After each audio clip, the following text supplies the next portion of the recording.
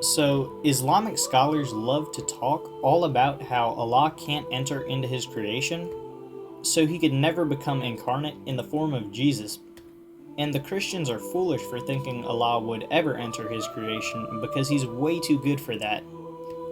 But this causes a tiny problem. You see, in the Quran, we're told a bit of a story. But before we go any further, just to be clear, I'm a Christian, and I think the Quran is false, but I won't hesitate to cite it as a source if it's going to disprove Islam. But back to the story. Moses sees this burning bush, and the bush calls out to him, and he's like, "Yo, what's up?" And then the bush drops some crazy tea. The bush claims to be God. And then he tells Moses to take off his shoes. But wait, there's more. The voice calling out from the bush tells Moses to worship it and it alone.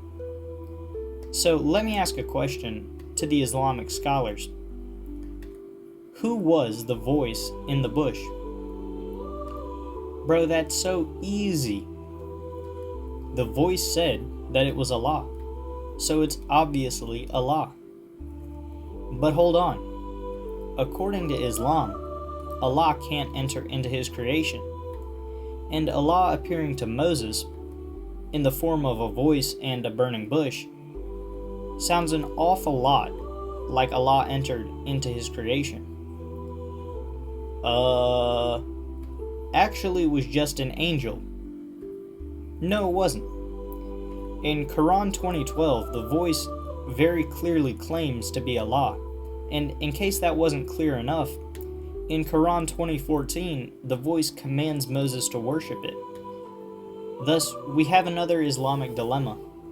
Either Allah entered into His creation, which is impossible, and therefore Islam is false and contradictory, or it wasn't Allah. The Quran says that it's Allah, and Islam is false and contradictory.